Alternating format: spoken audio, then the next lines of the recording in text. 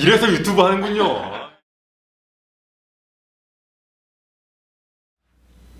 안녕하세요. 안녕하세요. 네, 반갑습니다.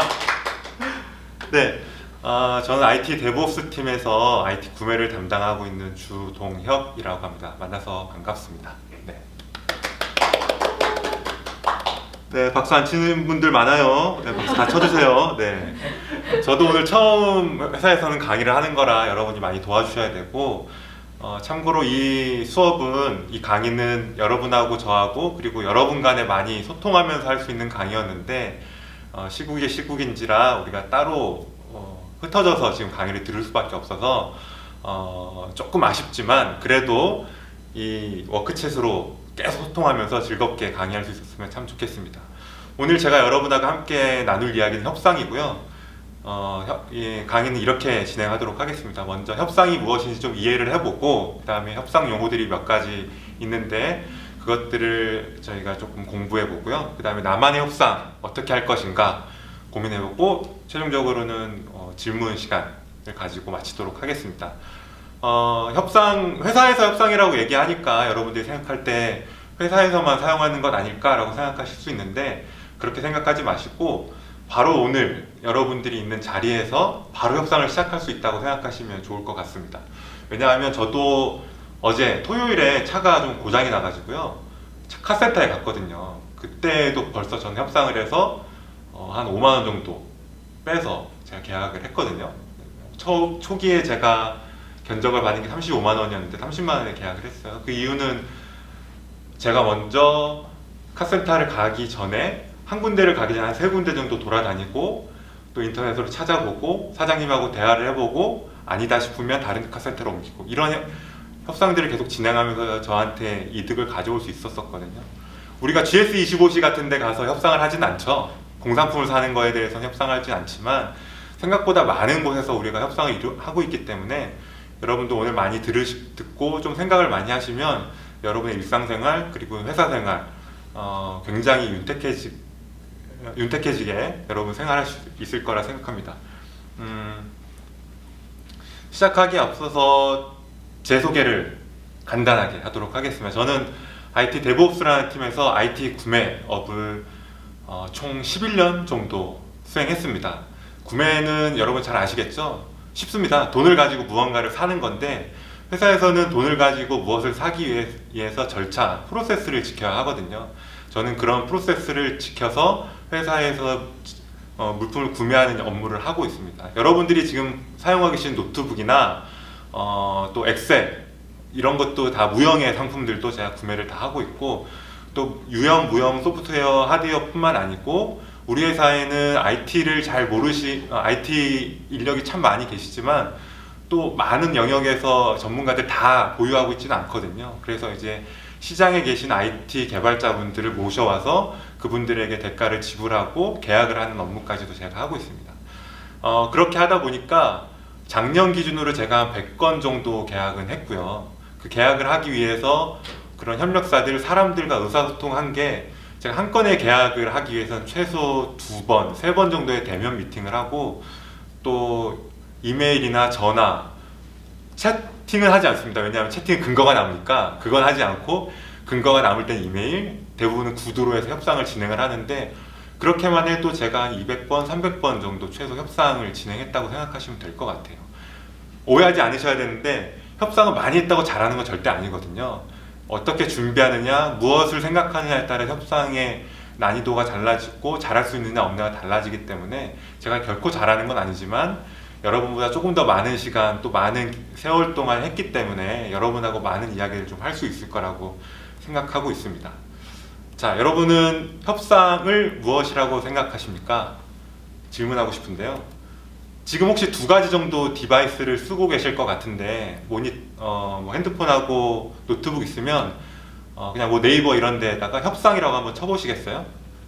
요즘에 협상에 대한 개념이 상당히 많이 바뀌었다고 느껴지는 것이 무엇이냐면요, 예전에는 제로섬 게임이어서 하나의 파일을 가지고 내가 5개를 가지면 너도 5개, 내가 6개를 가지면 너가 4개를 가지는 식의 협상이었다고 하면, 요즘에는 윈윈 개념들이 모두 다 가지고 계세요. 그래서 기본적으로 협상을 한다라고 생각을 하면 이렇게 입장은 서로 다르지만 무언가 타결하게 협의하고 논의하는 과정을 굉장히 당연하게 긍정적으로 받아들이는 것은 굉장히 우리 협상하는 사람들에게 좋은 사회성 방향성이라고 생각을 하고 있습니다.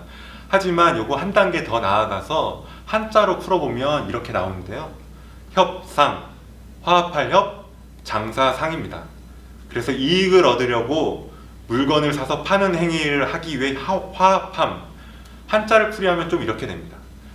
지금 앞에 얘기했었던 국어 대사전에는 이렇게 나오죠. 물건을 사서 파는 행위를 하기 위해 화합함에 좀 포커스가 맞춰져 있다면 한자를 좀 보게 되면 이익을 얻게 되는 것에 좀 포커스가 맞춰져 있다고 생각하실 수 있습니다. 협상은 기본적으로 어떤 이익을 얻기 위해서 우리가 하는 행위라는 걸 잊지 않으셨으면 좋겠고, 무엇보다 중요한 것은 서로 나 혼자 하는 게 아니고 상대방과 같이 한다는 걸 생각하시면 좋겠습니다. 네. 그럼에도 불구하고 협상이 어려운 이유가 있습니다. 이게 현실인데요. 여러분께 여러분이 지금 보시는 강의 안에는 너와 나라는 단어는 빠져 있을 겁니다. 잠깐 설명을 좀 드리도록 할게요. 합리적인 듯 비합리적인, 그러나 합리적인 나라고 얘기하는데요. 예를 들면 이런 경우가 많이 있을 것 같아요. 우리가 무언가를 사기 위해서 딱 결정을 하는 경우가 있는데, 예를 들어 아이폰을 하나 산다고 생각합시다.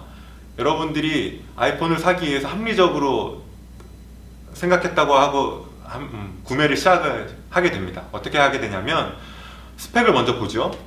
지난 것보다 뭐가 좋아졌다, 지난번보다 뭐가 나아졌고 저 사람보다는 이 아이폰이 더 좋아졌다 라는 어떤 합리적인 사유를 자꾸 대는데요. 실제 그것까지 결정하기 위해서는 사실 비합리적인 이유가 더 커요. 내가 아이폰을 가지고 싶다, 그건 합리로 설명되지 않거든요.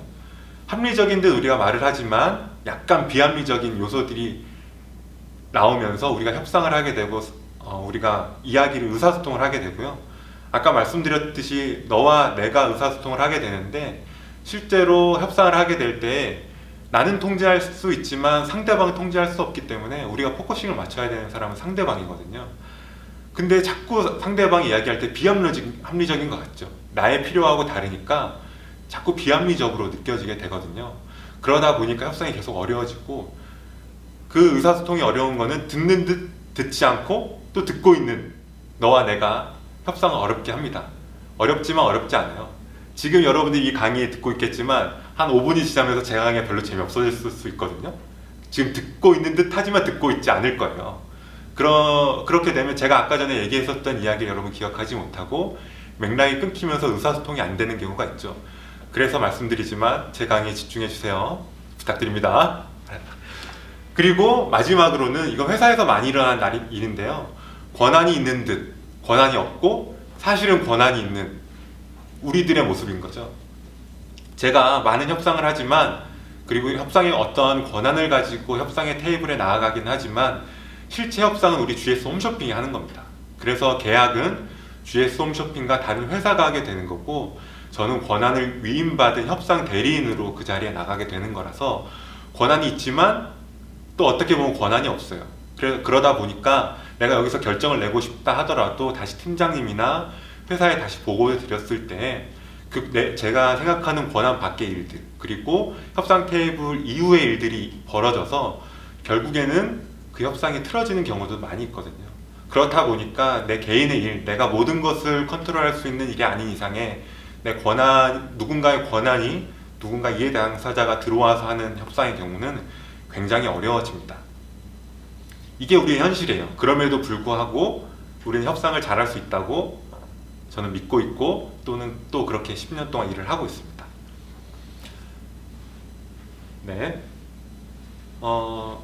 그래서 여러분하고 좀 한 가지 협상에 대해서 좀 이야기를 하고 싶은데, 여러분들이 어떻게 생각하고 있는지 협상의 기술 이런 걸 한번 알아보고 싶습니다. 그래서 지금 여기에 제가 적어놨는데, 각각의 인물들이 협상하기 위해서 행하는 행위를 적어주세요 라고 적었습니다.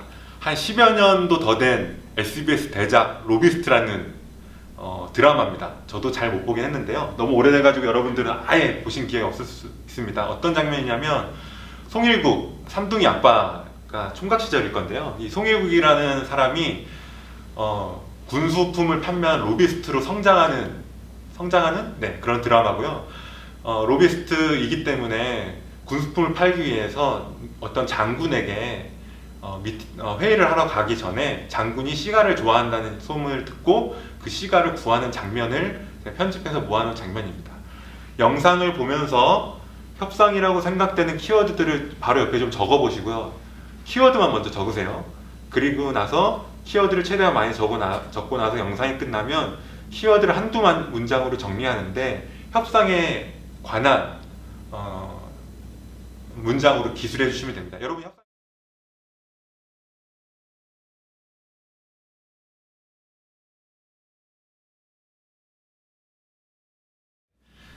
조금 전에 말씀드렸던 키워드를 중심으로 한두 문장 정도로 이 사람이 어떤 협상의 기술?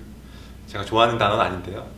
협상을 어떻게 하기 위해 본인에게 좋은 협상을 하기 위해서 어떤 일들을 행했는지, 어떤 행위들을 했는지 한번 적어보세요. 시간을 좀 드리도록 하겠습니다. 천천히 적어주세요.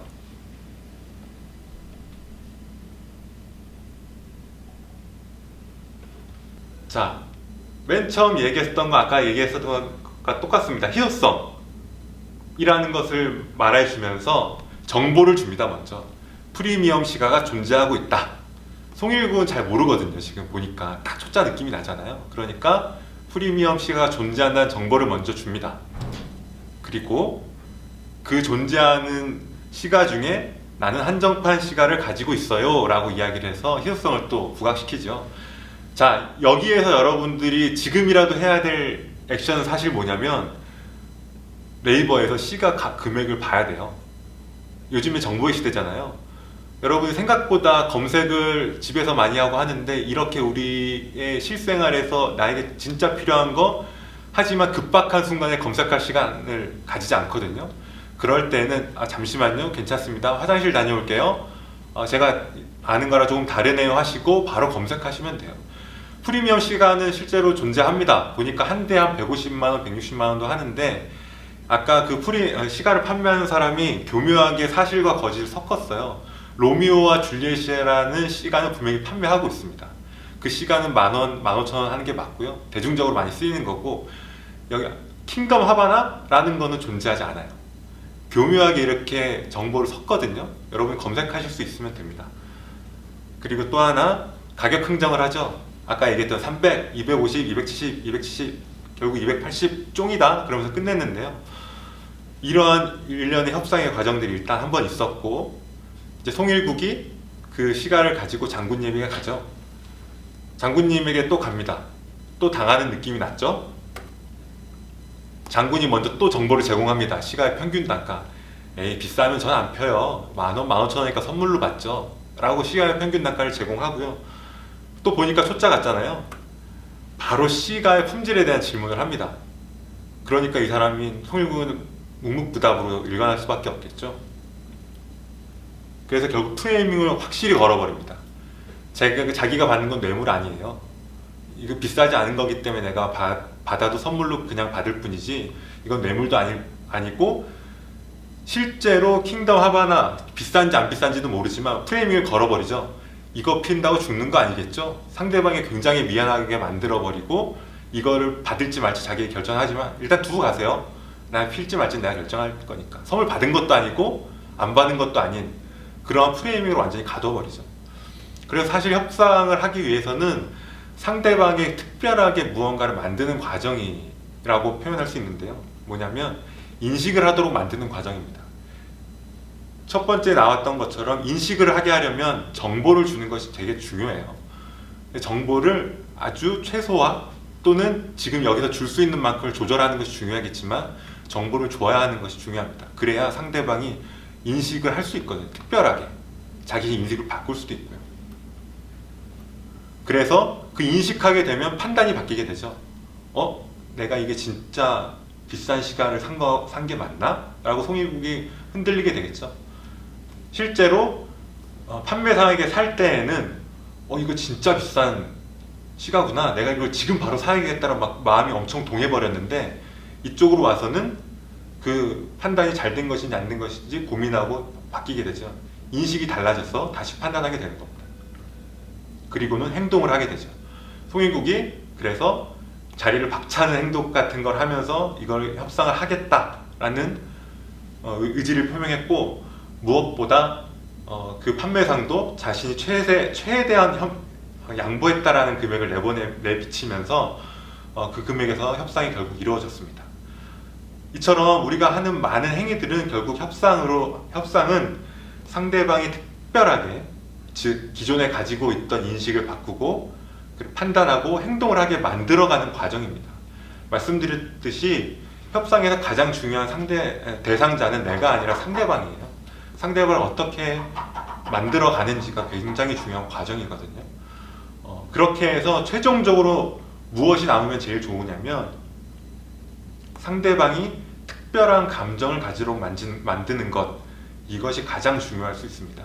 그래서 여기에서 협상의 대상자들이 많이 나오지만, 저는 여기서 가장 협상에 승리한 사람은 누구라고 생각하냐면, 송일국을 판매상에게 데려간 브로커 있지 않습니까? 여러분들은 누구를 기억하는지 모르겠는데, 예전에 이제 저희 대가리라고 불렀었던 말 많이 하면서 형님 저 이제 돈 좀 찔러 주십시오라고 했었던 그 사람은 자신에게는 실제 지금 뭐가 남지 않았을지 모르겠지만 송일국으로 하여금 자신을 향한 특별한 감정을 가지도록 만들었어요. 이렇게 되면 무엇이 생기냐면, 이 대가리라는 친구가 송일국에게 무언가 요청을 하게 되거나 송일국에게 무언가 가져오게 되면, 송일국이 일단 신뢰의 관계 속에서 인식을 바꾸고 판단을 바꿔서 행동할 수 있는 확률이 굉장히 높아집니다. 저는 이것을 통해서 여러분들이 협상을 좀 많이 생각할 수 있었으면 좋겠다 생각하고요. 다시 한번 아까 이야기했었던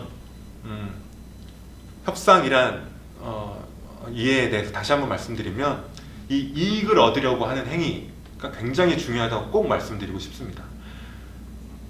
판매상도 자신의 이익을 얻기 위해서 행위를 했었고, 대가리라고 부르는 제가 그 친구도 자신의 이익을 위해서 움직인 거고, 송일국 역시 마찬가지입니다. 자신이 군수품을 팔기 위해서 장군에게 좋은 시가를 선물함으로써 자신에 대한 가치를 올리려고 했던 거고요. 장군은 자신의 이익을 얻기 위해서 그 선물을 받지 않은 겁니다. 사실은 받았지만 받지 않은 척하고 오히려 더 큰 짐을 지어줬습니다. 그것이 결국 자신에게 이익이 될 거라고 믿기 때문인 거거든요. 자, 협상을 할 때 여러분들이 반드시 기억하셨으면 좋겠습니다. 또 말씀드리는데, 서로 의논합니다. 윈윈할 수 있고 좋은 결과를 낼 수 있다고 생각하지만, 결국에 서로가 이익을 가지지 않는 협상은 좋은 협상이라고 부를 수가 없어요. 그래서 여러분들이 꼭 이익을 가지기 위해서 협상을 진행할 수 있었으면 좋겠습니다. 조금 전에 우리가 그 영상을 통해서 여러 가지 스킬들을 이야기를 했었는데, 그것들 협상의 용어로 좀 바꿔봤습니다.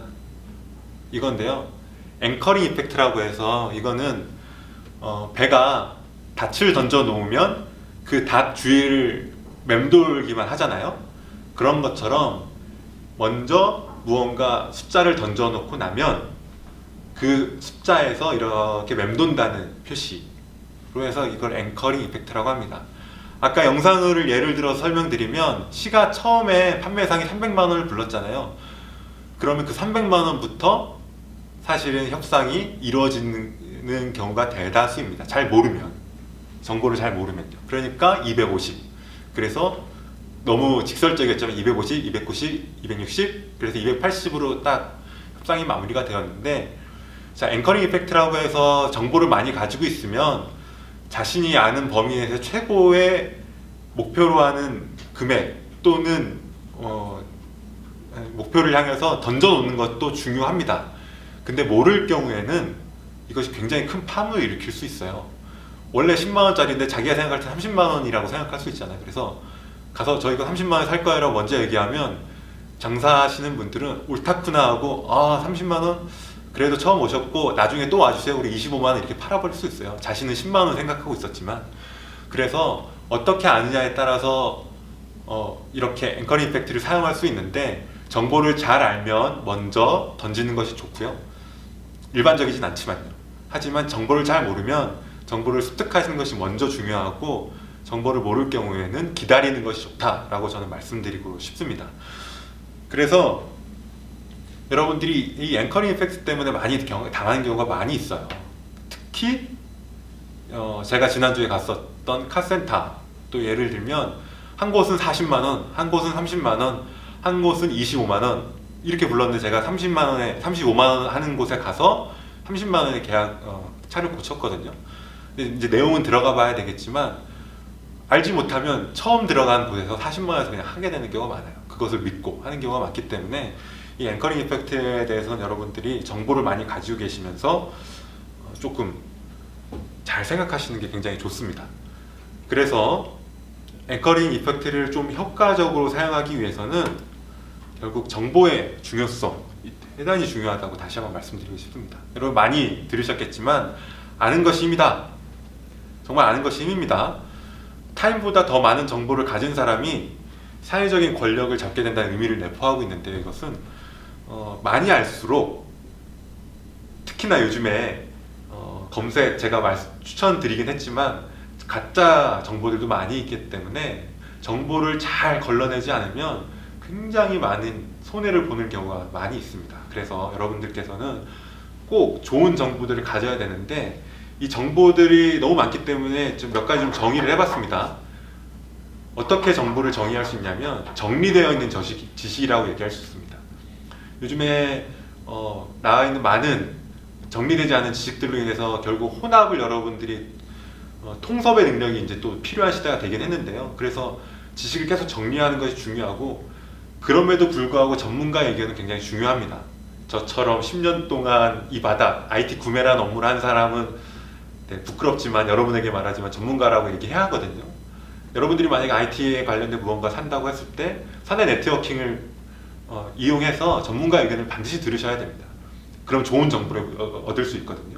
그리고 마찬가지로 공신력 있는 자료 그것은 공신력이 있어야 됩니다. 정부라든지 우리 회사 내에서 공용으로 쓰고 있는 정보들 굉장히 많이 있어요. 우리 홈넷에 들어가면 업무 가이드도 되게 많이 있거든요. 그런 것들을 가져오셔야 되고 선례 그건 뭐냐면 우리 회사에서 있었다고 한다면 오늘 이번 연도에 무언가 계약을 할 것이다. 그럼 작년에도 분명히 계약했을 가능성이 높습니다. 그 재작년에도 그렇고요. 그럼 그 예들을 찾아와서 그것들을 가지고 있는 거죠. 마찬가지로 법원 판결, 시작 가격, 통상적 관례 다 똑같은 의미입니다. 저는 구매는 과거를 산다고 좀 표현하는데요. 지금 무엇을 사기 위해서 과거부터 먼저 돌아보는 습관을 좀 들여놓으시면 굉장히 좋습니다. 변한 이유가 분명히 과거에서 나오게 되거든요. 특별히 계약이라는 것은 계약은 하나의 문서로 우리가 우리의 의사를 정리해서 합의하는 과정을 문서화한 것이기 때문에 거기에 대다수의 조건들이 다 들어가 있습니다. 그래서 여러분들이 회사에서 가지고 있는 계약들을 바라보면서 여러분들이 가지고 있는 정보들을 취합해서 결국 그 정보들로 협상에 나아갈 때 굉장히 큰 성과들을 이루실 수 있고 좋은 협상들을 하실 수 있습니다. 돌아가서 정보에 대해서 제가 잠깐 말씀드리고 있었는데 수집하는 기본 정보들이 있습니다. 꼭 해야 되는 기본적인 정보들인데요. 상대방이 어떤 목적으로 이 협상에 나와오는지 그리고 상대방에게 어떤 시간의 제약이 있는지 상대방의 개인적 정보 정도는 여러분들이 협상하시기 전에 알아두면 굉장히 좋습니다. 무엇보다 상대의 시간 제약이 여러분들에게 좋은 협상 조건을 주는 경우가 굉장히 많은데 무엇이냐면 우리가 회사에서는 분기 마감이라고 합니다. 3월달, 6월달, 9월달, 12월달 이렇게 마감을 해서 그 분기에 저희가 매출이라고 해서 판매를 하거나 세금에서 발행되는 것으로 숫자를 보는 경우가 되게 많이 있거든요. 그러하다 보니까 영업사원들 같은 경우에는 3분기에 팔고 싶은 영업사원들 그 분기가 마감되는 다시 좀 설명드릴게요. 1월, 2월, 3월이라는 분기 안에서 3개월 동안 만약에 100이라는 것을 팔아야 되는 영업사원이 3월달까지 70밖에 못 팔았다. 그러면 나머지 30이라는 할당량을 채우기 위해서 마지막 남은 3월에는 조금이라도 할인, 조금이라도 좋은 조건에 팔려고 많이 노력합니다. 여러분 많이 보시는 것처럼 매년 12월 달이 되면 재고 처리하는 것처럼 영업사원들이 차를 조금 더 싸게 팔잖아요. 그런 거랑 마찬가지예요. 그 사람에게 있는 시간 제약이 어떻게 있는지를 알면 조금 좋은 조건을 받고 있습니다. 반대로 어떤 영업사원은 1, 2, 3월달 1분기 사이에 자신의 목표량이 100이지만 120을 팔았다고 생각해 보세요. 그러면 그 사람은 3월달에 별로 팔고 싶지 않을 겁니다. 오히려 거래를 조금 미루어서 4월 달에 팔고 싶어 하겠죠. 그 사람하고 만나도 협상이 잘 진행되지가 않아요. 왜냐하면 그 사람은 지금 팔고 싶은 마음이 없기 때문이거든요.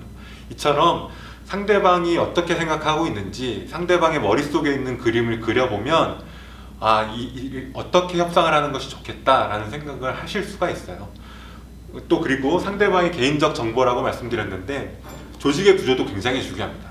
이 사람이 어떤 권한을 가지고 있는가, 이 사람이 그 팀장님 또는 어떤 의사결정권자의 이야기를 듣고 와서 그것을 그대로 내어놓고 우리의 또 정보를 받아가서 다시 또 의사결정을 하는 정도의 수준에 가지고 있는 영업대표인지, 아니면 여기에서 바로 와서 의사결정을 할 수 있는 사람인지를 파악하고 나면 여러분들이 협상할 때 어떻게 할 수 있는지 확인할 수가 있죠. 그래서 기본적으로 상대방에 대해서 여러분이 많이 알아두는 것이 좋습니다. 그렇기 위해서는 정보는 교환을 해야 될 수밖에 없거든요. 여러분이 절대 잊지 말아야 될 것 하나가, 정보는 교환해야 됩니다. 정보는 반드시 교환해야 돼요. 정보를 싸매고 있으면 요즘 시대에는 특히나 협상에서는 절대 한 걸음 더 나아갈 수가 없어요. 다만 정보를 교환하기 위해서는 조금 적은 양을 주고 많은 양을 받아올 수 있는 것이 능력이라면 능력일 수 있겠죠.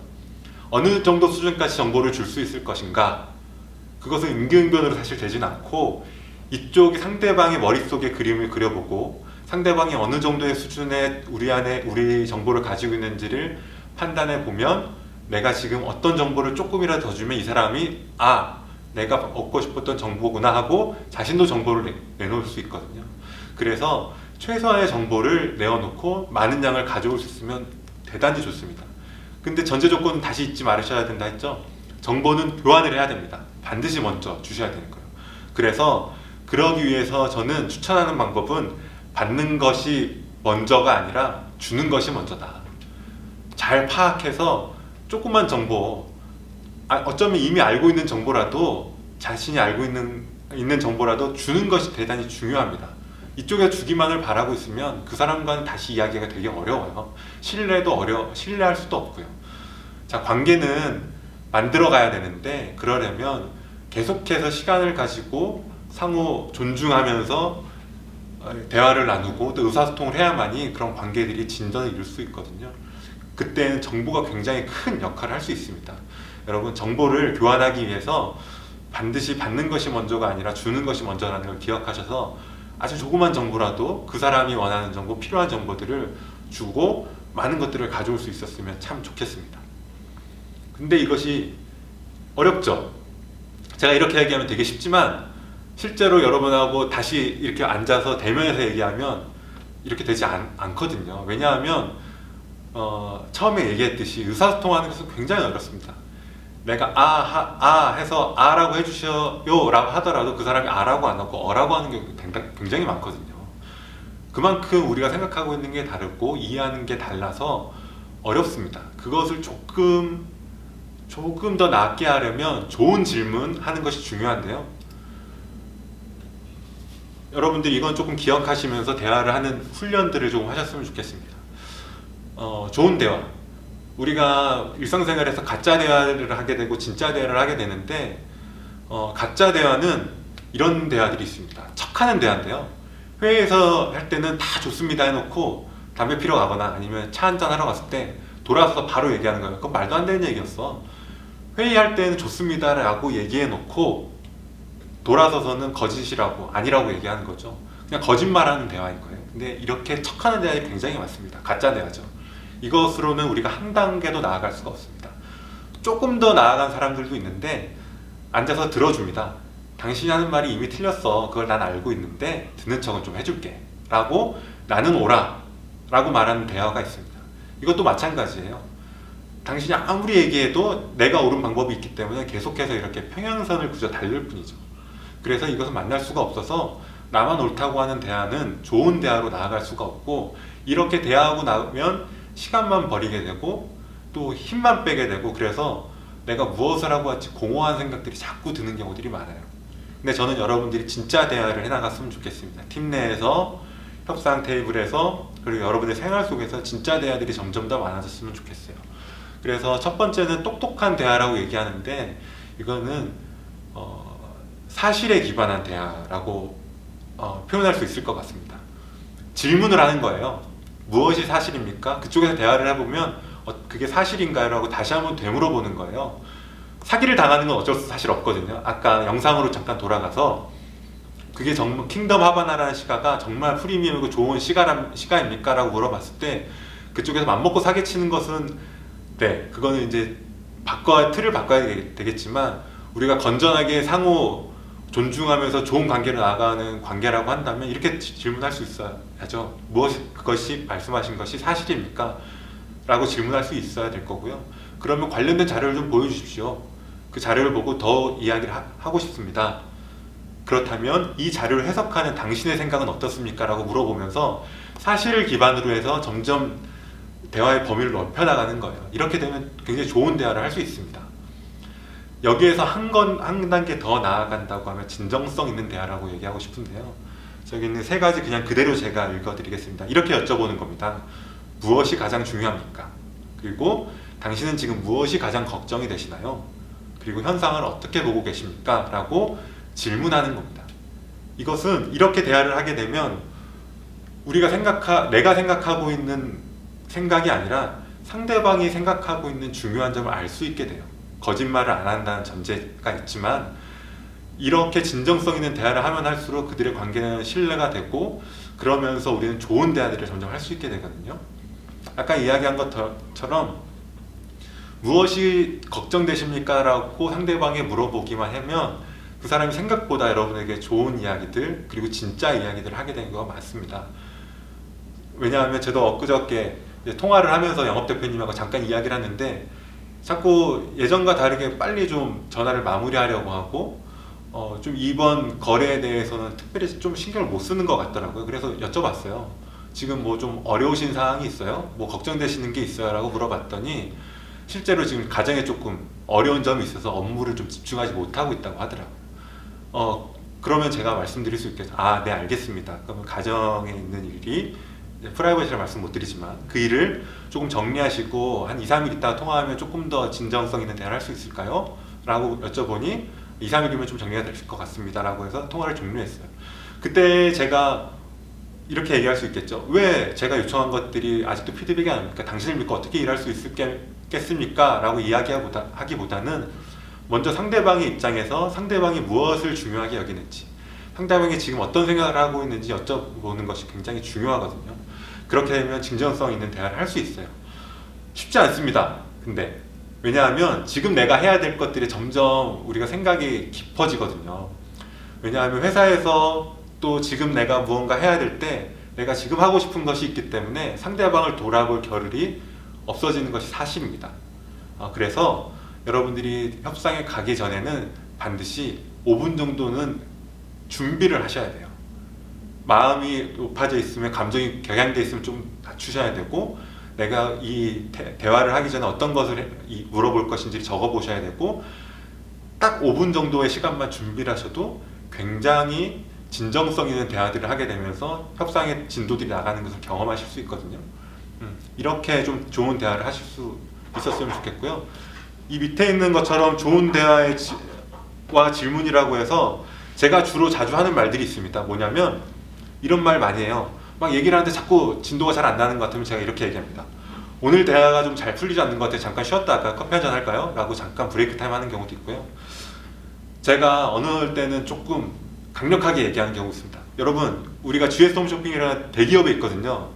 그리고 여러분들이 파는 경우가 아니고 사는 경우가 되게 많고 소위 말하는 갑의 입장이 많기 때문에 어느 순간 공격적으로 얘기하는 경우들이 있어요. 상호 존중해야 함에도 불구하고 제가 그런 경우도 많아서 제가 그럴 때 상대방에게 먼저 얘기합니다. 제가 혹시 공격적으로 얘기하거나 불편하게 한다고 말씀해 주십시오. 제가 잠깐 멈추도록 하겠습니다. 이런 거 제가 많이 쓰는 말이고요. 또 다른 말, 이런 말도 많이 씁니다. 제가 부적절한 단어를 쓰면 이것도 좀 말씀해 주세요. 그러면 제가 조금 고치겠습니다. 어떤 사람은 굉장히 말을 많이 하는 사람이 있어서요. 제가 말할 기회를 안 주거든요. 그럼 제가 찬스가 왔을 때 이렇게 얘기합니다. 지금부터 저도 당신의 말을 끊지 않을게요. 제가 말을 하면 당신도 끊지 않아 주시겠습니까? 라고 말을 하기도 합니다. 그리고 마지막으로는 실수를 저도 많이 하거든요. 숫자를 잘못 볼 경우가 많아요.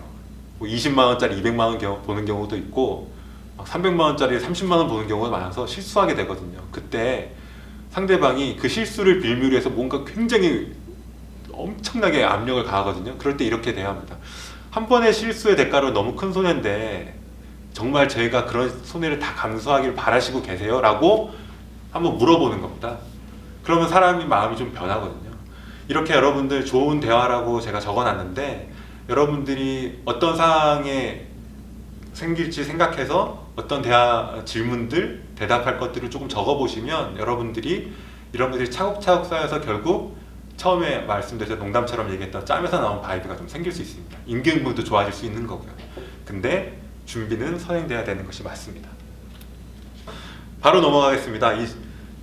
발음 조심하셔야 되는데 조파 네, 조파라는 부끄럽네요. 이 조파라는 단어인데요.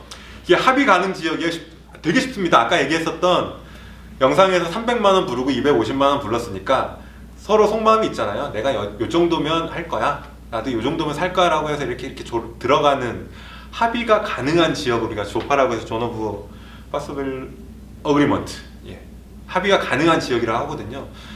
이게 서로 생각하는 바가 다르면 합의는 결코 이루어질 수가 없겠죠. 그런데 요즘에는 이 조파가 큰 의미를 잃었어요. 왜냐하면 아까 말씀드렸던 제로섬 게임에서 벗어나서 윈윈 개념으로 우리가 가고 있기 때문에 우리가 이 어떤 목표에 도달하기 위해서 다른 가치들을 많이 제공하거든요. 그게 무엇이냐면 우리가 가격으로 사실 많이 얘기하지만 수량으로 얘기하는 경우도 있어요. 하나를 살 건데 그럼 2개 살게요. 2+1 우리 GS25C에서 많이 보잖아요. 2+1도 있고요. 회사에서는 결제 조건 많이 합니다. 원래 어음으로 할 거 그럼 현금으로 할 테니까 조금 돈을 내립시다. 뭐 이런 얘기도 많이 하고 납기 이런 거는 외국에서 들어오는 거는 주로 배를 타고 들어오기 때문에 좀 싸거든요. 근데 우리 같은 경우에는 빨리 받는 게 중요할 수 있거든요. 쇼핑하지 말고 에어로 합시다. 그렇게 하면 비용이 올라가는데 돈은 중요하지 않아요.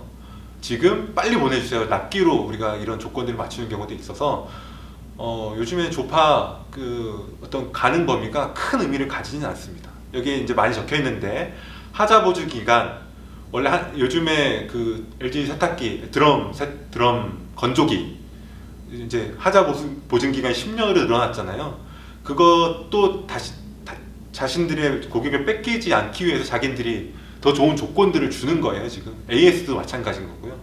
그리고 교육 이런 것들을 자꾸 끼워가지고 사실은 어떻게 말하면 나와 거래하는 사람에게 좋은 것들을 계속해서 조건들을 주어서 내가 원하는 목표까지 이루기 위해서 나아가는 행위들을 많이 하기 때문에 사실 합의 가능 지역은 요즘에는 조금 큰 의미를 가지고 있지는 않습니다. 그러나 회사에서는 큰 의미를 가집니다.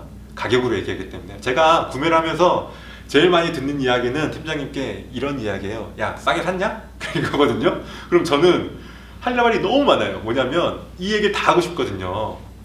수량도 맞췄고요, 결제 조건도 맞추고 이렇게 해가지고 팀장님 생각하실 땐 싸게 산 건 아닌 것 같아요 라고 얘기하고 싶은데 팀장님 제가 이렇게 얘기하려고 하면 팀장님은 안 들으세요. 됐고 싸냐고 이렇게 물어보시거든요.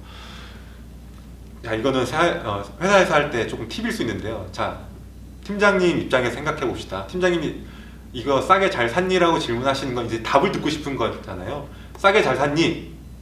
싸게 잘 샀으면 대답 먼저 하시면 됩니다. 네, 팀장님 싸게 잘 샀습니다. 그리고 뒤에 얘기하시면 돼요. 네, 싸게 잘 샀습니다. 팀장님, 그런데 결제 조건은 좀 이렇게 했고요, 교육도 이렇게 했고 납기는 이렇게 하기로 해서 싸게 잘 샀습니다인 거예요. 그 팀장님이 들으실 수도 있고 안 들으실 수도 있지만 팀장님은 싸게 샀다는 것을 알기 때문에 넘어가시고요. 또 다르게 두 번째 케이스는 싸게 못 산 경우가 있을 거, 아직 협상하고 있는 중이고, 그러면 팀장님이 저한테 싸게 잘 샀니 물어보시면 전 딴 얘기 합니다. 팀장님 근데요 저희 납기가 좀 안 맞는 것 같고 지금 협상을 계속 하고 있고요. 딴소리 계속 하는 거예요. 두리뭉술하게 계속 하면 팀장님이 아직 협상 잘 안 됐니? 싸게 아직 못 샀지? 네, 아직인데요. 조금만 시간을 주시고 해주시면 해보겠습니다. 그럼 팀장님 알았어, 다음에 다시 얘기하자 라고 넘어가시는 거예요. 자, 이것도 똑같은 대화인데요. 팀장님이 듣고 싶어하는 답을 먼저 주시는 게 중요해요. 그래야 팀장님이 듣고 싶은 답을 들어야 내가 하고 싶은 얘기도 들어주세요. 내가 잘한 거가 있을 수도 있고 못한 것도 있을 수 있는데, 내가 잘한 거 공을 좀 말하고 싶어도 팀장님께서 원하시는 또는 원하시는 답이 아니라도 그거에 대한 답변을 하지 않으면 내가 하고 싶은 얘기는 팀장님 잘 못 들으시거든요. 바쁘셔서. 그렇기 때문에 그 흐름 맥락들을 좀 잘 파악하셔서 물어보면 답을 딱 잘 하시는 게 되게 중요합니다. 또 하나 협상 용어 하나 좀 볼게요. 바트나라고 하는, 바트나, 베트나 뭐 이렇게 하는데요. 영어는 제가 못해요. 읽지 않겠습니다. 그래서 이거는 뭐냐면 협상이 결렬되었을 경우에 취할 수 있는 최선의 대안입니다. 예를 들면 이런 거죠. 여러분들 신입사원이시니까 많은 곳에 여러분이 원서를 넣으셨고 많은 곳에서 합격을 하셨고 결국 GS 홈쇼핑을 택하셨을 텐데 세 군데 네 군데 택하셨을 때 세 군데 네 군데 합격을 하셨을 때 어디를 택하시나요? GS 홈쇼핑을 택하셨죠? 예, 잘하셨습니다. 예. 여러분과 함께 해서 정말 영광입니다. 자, GS 홈쇼핑이라는 곳과 또 다른 회사를 뭐 합격했던 사람이 있다고 합시다. 그래서 GS 홈쇼핑에 오고 싶은 마음이 있는데 다른 곳에서 좋은 조건을 제시한다고 잠깐 다시 한번 얘기를 하자고 하는 경우를 상상해 봅시다. 그러면 나는 GS 홈쇼핑의 조건을 가지고 있는 것뿐만 아니라 GS 홈쇼핑이라는 대안을 가지고 있잖아요. 난 여기에서 연봉을 1억을 받는다고 합시다. 이쪽 회사로 가서 이제 다시 이야기를 하겠죠. 처우에 대해서 뭐 어떤 조건들에 대해서 이야기를 할 텐데 이쪽에서 9천만 원, 뭐 8천만 원 이렇게 얘기를 하면 나는 대안이 있기 때문에 여기 얘기를 듣지 않죠. 그래서 나는 이쪽으로 오게 됩니다. 하지만 다른 사람이라고 얘기해 봅시다. 이 회사에서 대안이 없는, 저는 대안이 없이 이 회사에 면접을 보러 갔고 합격 통보를 받았어요. 자, 연봉이 3천만 원인 줄 알고 합격 통보 받고 갔는데 가서 면접을 하는데 근데 죄송한데 우리 회사가 지금 너무 힘이 들어서 2,500에 계약을 하고 내년에는 올리는 걸로 합시다 라고 얘기를 하면 내가 갈 곳이 없는 나는 어떻게 될까요? 울며 겨자 먹기로 여기랑 계약하는 경우 입사하는 경우가 되게 많죠. 예. 내가 대안이 있느냐 없느냐에 따라서 내가 협상하는 능력이 굉장히 달라져요. 이걸 바트나라고 하는데요. 실제로 갑이라고 하는 거는 큰 기업, 어떤 능력을 가지고 있는 기업을 갑이라고 하지 않아요. 또 무엇을 돈을 주고 산다고 해서 갑이라고 표현할 수는 없어요. 실제로 대안을 가지고 있어야 사실은 우리가 흔히 말하는 갑이라고 표현하고 그래서 슈퍼을이라는 우리가 이야기도 많이 듣잖아요. 내가 이걸 지금 돈을 주고 사고 싶은데 슈퍼을은 돈을 아무리 줘도 팔질 않아요. 나한테 대안이 없는 걸 알기 때문에 부르는 게 가격인 거잖아요. 지금 시국에 있는 아주 나쁜 사람들이죠. 마스크 사재기한 사람들. 이 사람들이 진짜 나쁜 사람들인데 우리에게 대안이 없다는 걸 알고 그거를 가지고 지금 아주 나쁜 짓을 하고 있는 거거든요. 이렇게 하는 거 협상이라고 하지 않습니다. 저는 이거는 흥정이라고 표현을 해요. 우리가 협상이라고 할 수 있는 것은 상호 논의에서 협의를 이루어가는 과정인 거고 그것을 통해서 우리의 관계들이 세워지고 그 관계들을 통해서 우리가 더 나은 이익들을 가질 수 있는데 이렇게 흥정하는 사람들을 만났을 때는 빠른 시간 안에 나의 파트너를 찾아서 이 사람들을 치워버리는 것이 협상하는 사람, 저는 구매 담당자이기 때문에 구매 담당자의 능력입니다. 파트너 여러분들이 가질 수 있었으면 좋겠어요. 사회생활도 마찬가지입니다. 이게 신입사원 교육에 맞는 말일지 모르겠는데 여러분들이 능력을 굉장히 키우셔야 돼요. 시장에서 여러분들이 찾는 사람들이 돼야 되거든요. 그러면 어떤 일을 하실 때에도 여러분 자신감이 있어요. 당당함이 있거든요. 그렇게 되면 여러분들이 무슨 일을 하시던지 간에 팀에서 또는 회사에서 하는 목적 내에서 여러분들이 당당하게 일을 하실 수 있고 그렇게 되면 그것이 결국 우리 회사의 경쟁력이 됩니다. 그래서 여러분들이 나만의 파트너는 지금은 능력이라고 저는 생각하거든요. 여러분들이 신입사원이시니까 이 GS 홈쇼핑에서 할 수 있는 교육도 굉장히 많고요.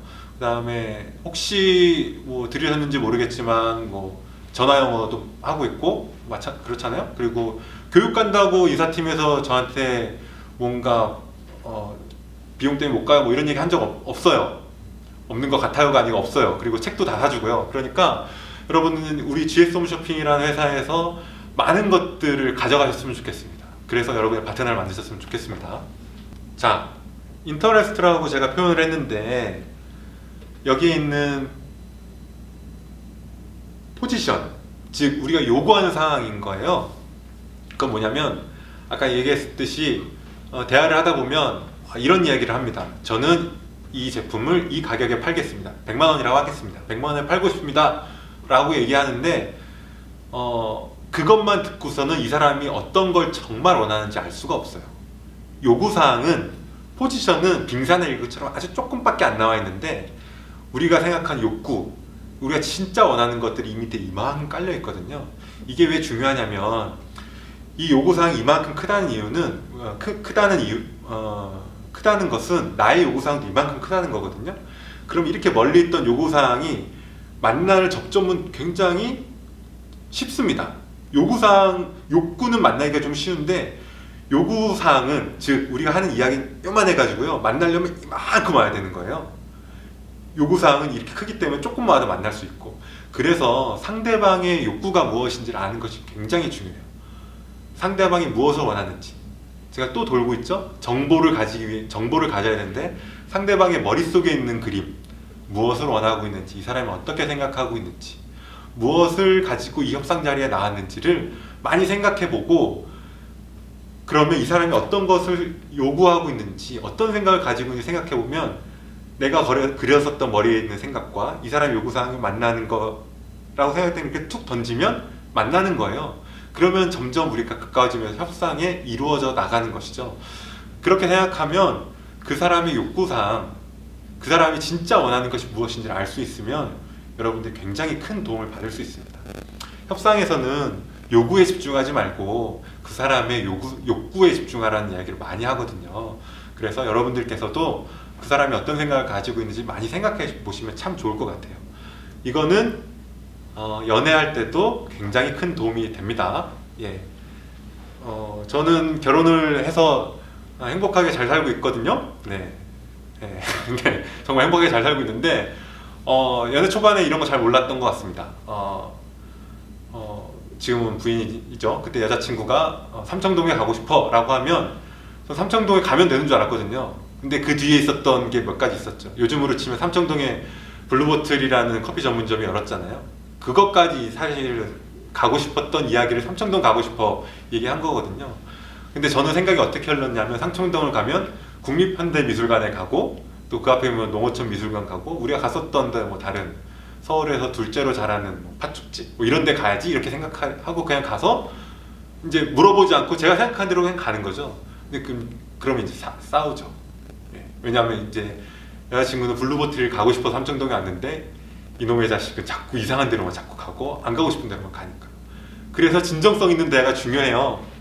삼청동 가고 싶다고 얘기하면 삼청동 가고 싶어? 왜 가고 싶어? 무엇 때문에 가고 싶은데? 어디 가고 싶은데? 아 나도 블루보틀 봤어. 오늘 거기 가자. 이렇게 하면 되는 거거든요. 그래서 상대방의 머릿속을 그림을 잘 그리면, 협상을 잘하면 사실은 여러분의 생활에서 많이 윤택해질 수 있다고 저는 생각하고 있습니다. 그래서 제 부인을 얻었어요. 짝짝짝짝. 아마도 제가 오늘 이거 녹화하고 나면 부인 보여줄 거거든요. 그래서 그렇습니다. 자, 팁입니다. 구매력이 있는데요. 실제로 회사에서 구매하게 되면 여러분들이 가진 능력보다 더 많은, 쉽게 구매할 수 있는 경우 되게 많아요. 우리 GS홈씨 말씀드렸듯이 굉장히 큰 회사고 홈쇼핑 1등 회사고 시장에서 어쨌든이 아닙니다. 언제든지 마켓쉐어 1등을 하고 있는 1등 회사이기 때문에 여러분들이 하는 이야기들을 협력사든 어떤 우리가 하는 비즈니스 파트너들이 허투루 듣지 않아요. 그런데 중요한 게 뭐냐면 회사의 구매력도 중요하지만 담당자의 구매력, 담당자의 파워가 굉장히 중요합니다. 제가 여러분에게 조금 전에 능력을 키웠으면 좋겠습니다 라고 말씀드렸는데 그 의미는 무엇이었냐면 사실 이 얘기를 하고 싶었던 거였어요. 여러분들이 만약에 GS 홈쇼핑을 떠나서 그 비즈니스 파트너들을 다시 만났을 때 그 사람들이 여러분들을 진정성 있게 바라봐주고 여러분이 가 있는 회사와 거래를 해줄 수 있다고 하면 얼마나 좋은 일이겠어요. 그 말은 여러분들 자체를 굉장히 높게, 여러분들의 능력을 굉장히 높게 가치를 판단하고 있다는 거거든요. 여러분들이 조금 혼동하지 않으셔야 되는데 회사의 구매력과 나의 구매력에 대해서는 늘 객관적인 시선을 판단하실 수 있어야 여러분의 능력들이 조금씩 올라갑니다. 그래서 여러분들의 구매력을 키워나가면 회사에 당연히 경쟁력이 되고요. 이제 정리하는 겁니다. 협상은요, 제가 한쪽으로만 쭉 적어놨는데 말하는 능력이 중요하다고 사람들 얘기하지만 정말로 듣는 능력이 훨씬 더 중요합니다. 여러분, 협상의 테이블에 가시면 내가 50을 들어야지 생각하셔도 어느 순간 70을 말하고 있거든요. 그래서 내가 한 30% 정도만 말하겠다라고 들어가시는 생각을 하시는 게 굉장히 좋습니다. 듣는 능력이 너무 중요하고요. 사람들이 외부 협상이 굉장히 중요하다고 또 얘기하는데 실제로 내부 협상이 너무 중요해요. 팀장님하고 협상, 유관부서하고의 협상, 인사팀하고의 협상, 재경팀, 경영기획팀, 많은 팀들이 있는데 내부에서 있는 많은 일들을 정리해 놓고 외부하고 협상해야 되거든요. 왜냐하면 외부하고 어떤 조건을 협상을 마무리했어요. 근데 유관부서하고에서 협상이 되지 않아서 이 조건을 바꿔야 된다고 하면 생각해 보세요. 이 협상했었던 협상 상대자가 나를 믿고 다시 협상하겠습니까? 그래서 우려가 되는 내부에 있었던 리스크들은 다 가능하면 해결하고 상대방과 협상하는 게 굉장히 좋습니다. 또한 그것을 가지고 상대방에게 어필할 수도 있죠. 지금 재경팀에서는 어음으로 무조건 내보내라고 하는데 내가 현금 가져왔다. 당신 금액 내려야 된다. 이렇게 얘기할 수 있으면 이 사람 나를 믿고 이 회사에게 거래할 수 있지 않겠습니까? 그래서 내부 협상 굉장히 중요합니다. 이것을 잊으시면 안 되고요. 그리고 많은 사람들이 상대방을 통제한다고 말하지만 결국은 통제할 수 있는 건 나밖에 없습니다. 상대방의 머릿속을 그림을 그려서 결국 상대방을 만들어가는 것이지 상대방을 통제하는 것은 아까 말했던 흥정이고 겁박밖에 안 되는 거예요. 그래서 여러분 스스로를 통제하시고 준비하셔서 상대방이 특별하게 인식하고 판단하고 행동하게 만들어 가셔서 결국은 나에게 좋은 감정을 가질 수 있도록 만드시는 게 굉장히 중요하겠습니다. 그리고 그럼에도 불구하고 마지막 두 가지는 굉장히 제가 공격적으로 적었는데 우리가 회사에서 일을 하는 사람이기 때문에 상대방이 자발적으로 합의하도록 유도하는 것이 중요하겠지만 저는 때로는 상대방이 비자발적으로라도 합의하도록 유도해야 된다고 생각합니다. 강압적은 아니더라도 비자발적으로, 즉 이렇게 선택할 수밖에 없게 만들어갈 수 있는 능력도 협상이에요. 우리에게 분명한 목표가 있거든요. 그래서 그것들을 만들어내는 과정들을 여러분이 하실 수 있어야 되기 때문에 유하게 자발적으로만 생각하시면 안 됩니다. 비자발적으로, 즉 계속해서 통로들을 막아나가서 결국에 최종 목표에 도달할 수 있도록 만드는 것, 공격적으로 할 수 있는 것 중요하다고 생각하고요. 그래서 맨 마지막 중요합니다. 상호 이익을 위해서 원만하게 합의하는 과정이기도 하지만 보다 나은 성과를 위해서 갈등을 관리할 수 있어야 돼요. 그래서 기분 나쁘면 일어날 수도 있어야 됩니다. 협의가 안 될 것 같으면 내가 당신하고는 거래 안 할 테니까 다른 사람 오십시오 라고 얘기할 수도 있어야 돼요. 그건 갈등의 과정일 뿐인 거예요. 보다 나은 성과를 가지기 위해서 갈등하는 것 뿐인 거예요. 관리하면 되거든요. 그래서 여러분들이 꼭 공격적으로, 즉 아주 진취적으로 여러분들이 성과를 가져가고 목표를 세울 수 있었으면 좋겠습니다. 그래서 여러분들이 오늘 다 잊으셔도 이거 세 가지만 가져갔으면 좋겠어요. 다 잊진 않겠지만 이 세 가지만 꼭 가져갔으면 좋겠는데 여러분들이 협상을 나가기 이 세 가지 적어보십시오. 당신의 목표는 무엇입니까? 1번입니다. 목표.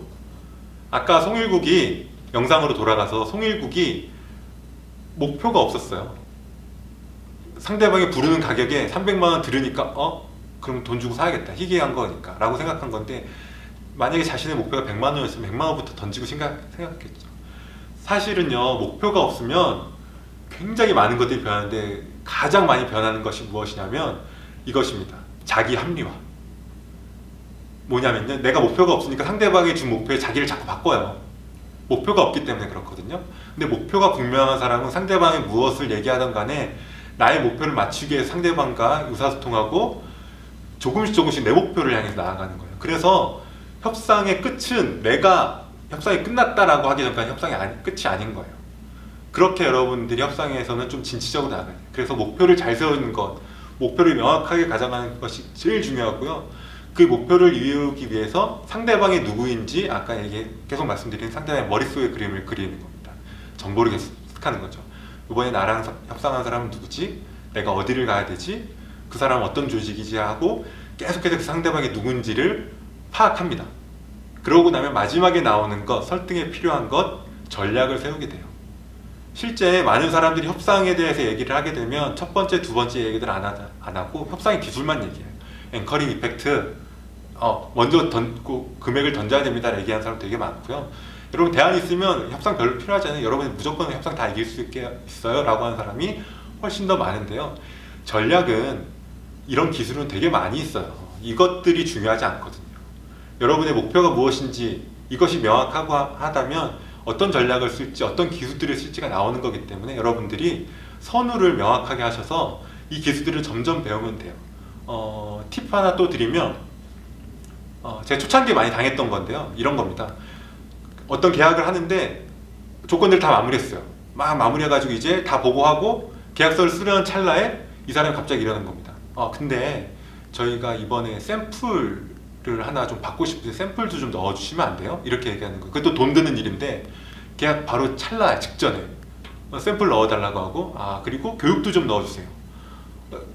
즉 그건 뭐냐면 이게 니블링이라는 협상 기술이 하나인데요. 계약을 다 이루어놓은 것처럼 마치 성사될 것까지 다 해놓은 다음에 자기는 무언가 요구할 걸 이미 숨겨두고 있는 거예요. 그 다음에 이렇게 하나하나씩 꽂아 넣는 거죠.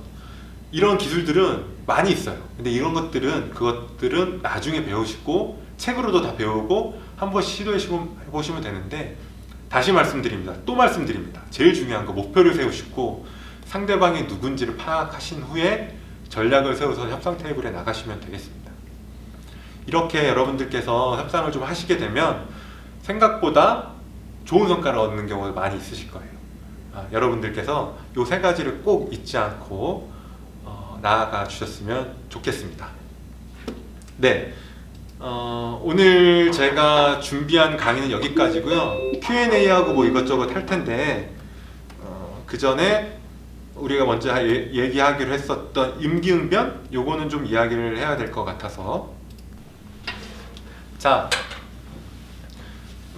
제 답변을 좀 드리도록 하겠습니다. 임기응변이 너무나 중요한 거 맞습니다. 내가 생각한 거와 다르게 상대방이 가져오는 경우가 너무 많아서요. 내가 모든 상황을 예측하려고 하지만 예측 안 된 상황, 돌발 상황이 너무 많기 때문에 임기응변이 너무나 중요한 거는 맞습니다. 그런데 소위 말하는 짬에서 나온 바이브로는 좋은 협상을 하기는 쉽지 않아요. 그건 무엇이냐면 협상을 잘한다는 의미는 임기응변이 강한다는 사람보다는 정말로 준비를 잘하는 사람이 협상을 잘하는 경우가 많습니다. 그래서 여러분들 신입이지만 임기응변에 능하지 못할 수가 있어요. 왜냐하면 여러분들처럼 1년차, 2년차 분들하고 여러분들이 만약 영업대표 사장님들이 만약 만난다고 하면 그 생태계에서 15년, 20년씩 지내신 분들하고 어떻게 임기응변으로 상대가 되겠어요? 저도 아직도 엄청 어렵거든요. 저보다 훨씬 더 능구랭이 같은 정말 그런 사람들이 많고요. 임기응변으로 빠져나간 사람은 엄청나게 많아요. 그런데 아까 말씀드렸던 목표가 명확하면요, 이 목표를 향해서 달려가는 길이 명확해서 그 임기응변을 하게 되는 경우에 가장 많이 드러나는 실수가 거짓말하는 경우들이 많거든요. 거짓 정보를 말하는 경우도 많고, 그렇게 되면 그 사람은 사실 지게 되는 거예요. 그렇기 때문에 임기응변이 너무 중요한 건 맞지만 임기응변으로 통해서 좋은 협상을 가기는 쉽지 않다라고 말씀드리고 싶고, 좋은 협상, 잘하는 협상을 하는 사람들은 준비한 사람이라고 말씀드리고 싶어요. 그래서 저도 좋은 협상을 하는 사람이라고, 늘 좋은 협상을 하는 사람이라고 말씀드리기는 어렵습니다. 요즘 바빠가지고 예, 협상증을 못하는 경우가 좀 많거든요. 네. 하여튼 저도 좀 아쉬워하고 또 다시 돌아보고 다음 협상을 또 준비하면서 또 좋은 결과를 위해서 준비하고 하고 있습니다. 마무리하겠습니다. 그대로 그냥 읽을게요. 협상이란 상대방에게 특별한 인식, 판단, 행동, 그리고 과정을 만드는 과정입니다. 이를 통하여 모든 협상은 결과와 관계를 남깁니다. 오늘 당신은 무엇을 협상하여야 합니까? 당신의 목표를 기억하십시오. 이 협상의 가장 중요한 사람은 상대방임을 잊지 마십시오. 그리고 협상에 임하기 5분 전 단 5분이라도 준비하십시오. 무엇보다도 목표를 놓치지 말기 바랍니다. 여기까지 협상 강의 마치도록 하고요. 여러분의 좋아요와 저를 사랑하는 댓글은 저를 춤추게 하니까 강의가 끝나더라도 좋은 강의 평가로 저를 해주시면 감사하겠습니다. 네, 고맙습니다.